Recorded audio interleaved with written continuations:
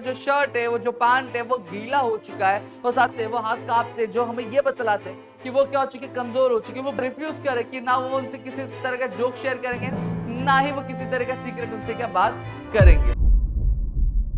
चलिए दोस्तों, कैसे हो आप लोग? तो दोस्तों मैं आप सभी का स्वागत करता हूं आपके अपने प्रतिगिरी 11th एंड 12th अकेडमी पे। दोस्तों आज की वीडियो में हम देखने वाले हैं फादर रिटर्निंग होम के बारे में। जी हाँ, ये हमारा 2.5 होने वाला है। तो चलिए एक एक करके चीजों को देखते हैं और समझने की कोशिश करते हैं बेसिकली है क्या। सबसे पहली चीज मैं फादर रिटर्निंग होम के बारे में बात करता हूँ। ये बेसिकली एक जो पोएट है, ये पोएट फादर के बारे में डिस्क्राइब करे, जहां पर वो ऐसे बिहेव करे कि जैसे वो एक बच्चे है और वो अपने पापा की ये जो जर्नी होती है, डे टू डे की जो रूटीन होती है, उसके बारे में यहाँ पे बात करें। क्या बोला गया? My father travels on the late evening train standing among the silent commuters in the yellow light. अब यहाँ पे क्या बोला गया? यहाँ पे ये चीज बोली गई है कि जो इनके पापा, ये पापा रोज शाम को अपना काम खत्म करके अपने ऑफिस से क्या वो ट्रेन से क्या ट्रैवल करते हैं अपने घर की ओर। जी हाँ, किन लोगों के साथ करते हैं वो?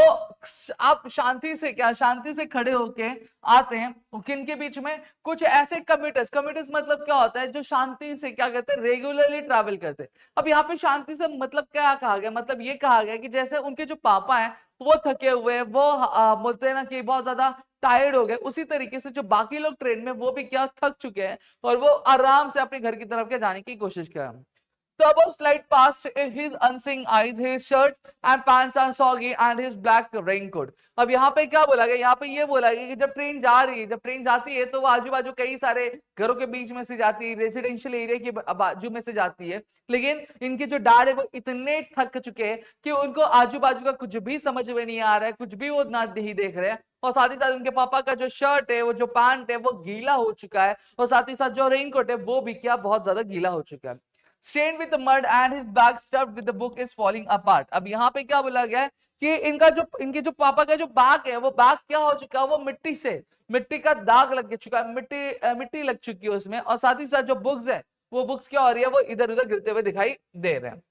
फिर क्या बोला? His eyes by age fade homeward to the mid humid monsoon night. अब यहाँ पे इनकी जो आंखें थी, आंखों का जो ग्लो था, वो ग्लो क्या हट चुका है। जैसे जैसे उम्र होती जा रही है, वैसे वैसे क्या जो आंखों की जो रोशनी, आंखों की जो ब्राइटनेस है, वो क्या कम हो चुकी है। Now I can see him getting off the train. और आप अभी मैं क्या देख पा रहा हूँ? मैं देख पा रहा हूँ कि वो ट्रेन से कैसे उतर रहे हैं। Like a word drop from a long sentence, he hurries across the length of the grey platform, crosses the railway line, enters the lane, his chappals are sticky with muddy, but he hurries onward. अब यहाँ पे क्या बोला गया? यहाँ पे ये बोला गया है कि वो ट्रेन से क्या उतर है, जैसे एक बड़े से सेंटेंस में से एक वर्ड जैसा गायब हो जाता है, उसी तरीके से जो मेरा डैड है वो ट्रेन से क्या उतर जा रहे हैं। और वो बहुत ही ज्यादा जल्दी में कि वो जल्द से जल्द क्या घर पहुंच सके और आराम कर सके। ठीक है, इस वजह से उन्होंने क्या किया, एक प्लेटफॉर्म से दूसरे प्लेटफॉर्म जाने के लिए ब्रिज नहीं यूज की, वो डायरेक्टली ट्रैक पे से, आपने देखा ना ट्रैक क्रॉस करते हैं, वैसे ही डायरेक्टली ट्रैक क्रॉस करके कोई पतली सी गली में क्या घुस गए। उनके चप्पल जो है, चप्पल आपके क्या हो गए? स्टिकी हो चुके मड में। ठीक है, लेकिन और वो फटाफट क्या घर की तरफ क्या बढ़ रहे हैं। इतना क्लियर हो गया? ठीक है, फिर क्या बोला? Home again I see him drinking weak tea, eating a stale chapati, reading a book. अब वो बोलते हैं कि जब घर पे मैं उनको देख पा रहा हूँ कि वो कैसे एक जो ठंडी चाय पी रहे, ठीक है, एक वीक टी बोल रहे, जो बहुत ज्यादा कड़क नहीं है। ठीक है, eating a stale chapati, reading a book, और वो एक बासी रोटी खा रहे हैं और साथ ही साथ क्या पढ़ रहे? बुक पढ़ रहे। He goes into the toilet to contemplate man's estrangement from a man-made world. अब यहाँ पे क्या होता है कि वो क्या जा रहे हैं? वो आपके वॉशरूम में जा रहे हो। वॉशरूम में जब बैठते हैं, एक ईमान की आदत मैं बता रहा हूँ कि जब एक आदमी जब एक वॉशरूम में जाता है, जब वो बैठता है तो दुनिया की कई सारी चीजें सोचता है। ठीक है, और दुनिया से ही, दुनिया की बनाई हुई दुनिया से, सॉरी, इंसान की बनाई हुई दुनिया से ही वो अपने आप को क्या दूर कर बैठता है।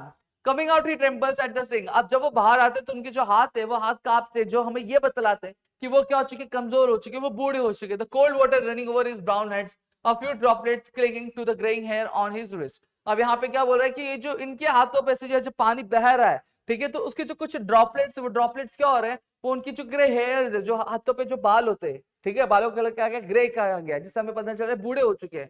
ठीक है, वो उन पे क्या चिपक जाते हैं। His sullen children have often refused to share jokes and secret with him. और उनके गुस्से की वजह से, इनके बैड मतलब डैड के बैड टेम्पर की वजह से जो बच्चे क्या रिफ्यूज करे कि ना वो उनसे किसी तरह का जोक शेयर करेंगे, ना ही वो किसी तरह का सीक्रेट उनसे क्या बात करेंगे। He will now go to sleep, listening to the static on the radio, dreaming of his ancestors and grandchildren, thinking of nomads. अब यहाँ पे अब वो क्या सोने जा रहे हैं, ठीक है, जब सोने जाएंगे तो रेडियो पे वो एक गाना सुनेंगे, ठीक है, गाना सुनेंगे, लेकिन वो नॉइज एक नॉइज जैसा होगा, मतलब गाना भी प्रॉपर्ली सुनाई देगा नहीं। जहां पे dreaming of his ancestors and grand children, जहां पर वो अपने पूर्वज और अपने ग्रैंड चिल्ड्रन के मतलब आने वाली जनरेशन और पिछली जो चली गई जनरेशन दोनों के बारे में सोचेंगे। साथ ही साथ वो नोमैड्स के बारे में भी सोचेंगे कि नोमैड्स किस तरीके से सब कॉन्टिनेंट में क्या एंटर करते थे, एक नैरो पास से, ठीक है, एक पतली गली से।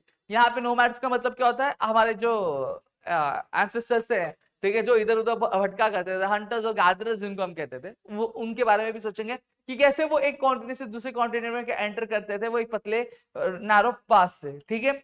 तो यहाँ पे मैंने पूरा का पूरा पोएम आपको एक्सप्लेन कर दिया, होप सबको चीजें समझी होंगी। Still if you have any doubt please do let me in the comment section. Video अच्छी लगी तो प्लीज वीडियो को लाइक करिए, चैनल सब्सक्राइब नहीं किया तो चैनल को सब्सक्राइब करो, अपने दोस्तों के साथ शेयर करो ताकि ऐसे और कई सारे वीडियोस आपके लेकर आ सके दोस्तों। जय हिंद दोस्तों।